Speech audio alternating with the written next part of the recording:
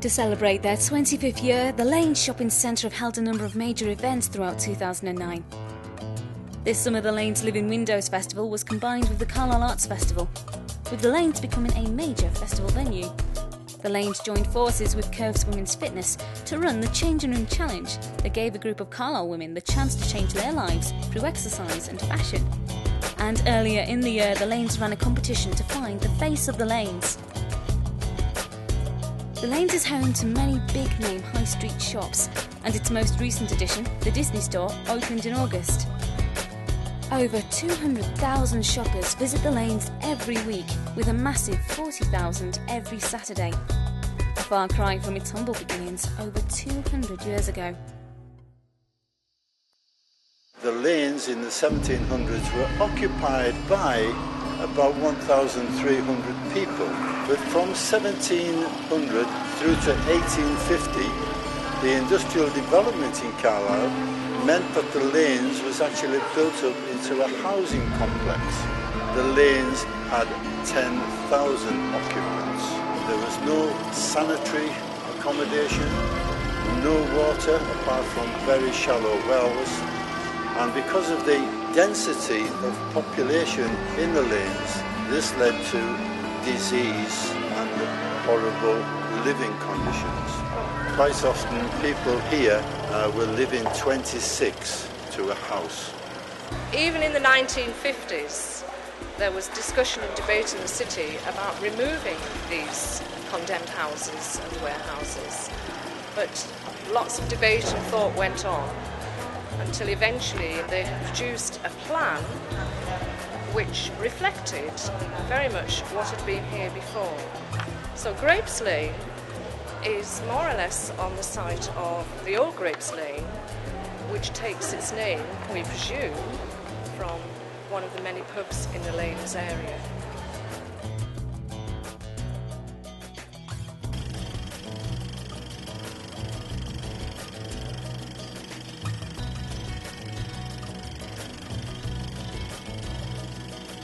In 1960, discussion started to bring a new shopping centre to Carlisle.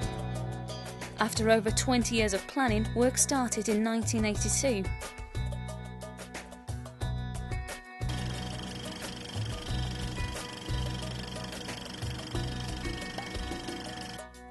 The Lanes took 2 years to build and cost £17 million.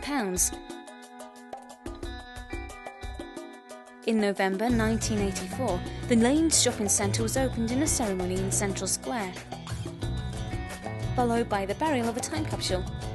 The Lanes were opened by the Duke of Gloucester.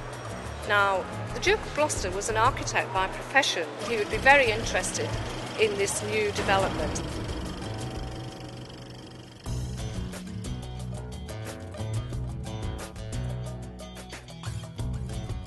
In 2000, the Lanes was extended to Drover Lane for a new Debenham store, thoroughfare and retail units, plus additional car parking.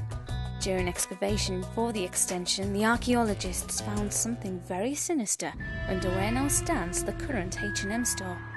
Here behind me was one of the largest Roman excavations carried out in Carlisle.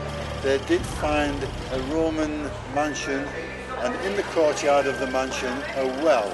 They found in the well a skeleton that was said to have been murdered because of the indentation in his skull causing his death, and then his body dumped down the well. It was forensically built up, who we call Duncan, and Duncan can actually be found in Carlisle Museum. Another famous Carlisle resident, Jimmy Dyer, was immortalised by a statue in the Lanes. Jimmy Dyer was a very well respected and loved member of Carlisle, and he would go through the old lanes with his fiddle and play tunes. He also used to sell sheet music at a penny a sheet, and he died penniless in the workhouse in 1903. Both Jimmy Dyer's statue and those of the otters in Central Square were sculpted by Judith Bluck in 1986. Over the years, the Lanes has commissioned other artwork in the centre, and to mark their 25th anniversary, local artist Richard Webster designed a piece of artwork you can only truly appreciate viewing through either a mobile phone or from a distance. the design that we've got today very much reflects, I think, the history of Carlisle, the use of local materials.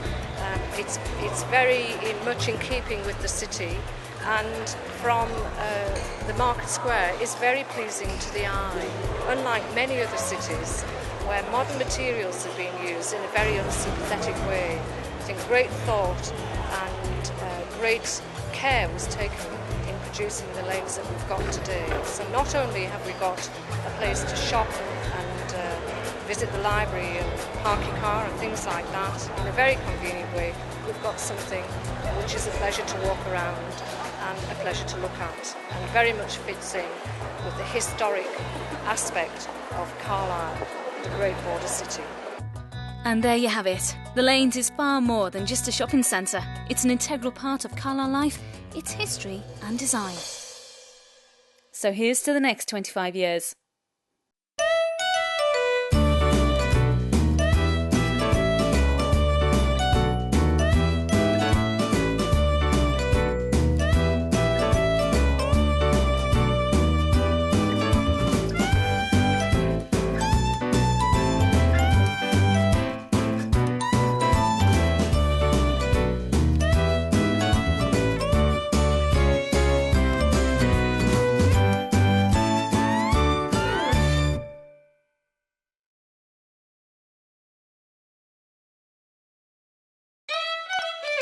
More spring fashions. More shops, all undercover in one place. More big names. More choice. More shopping. More of what I want. Get more of what you want at the Lane Shopping Centre, Carlisle.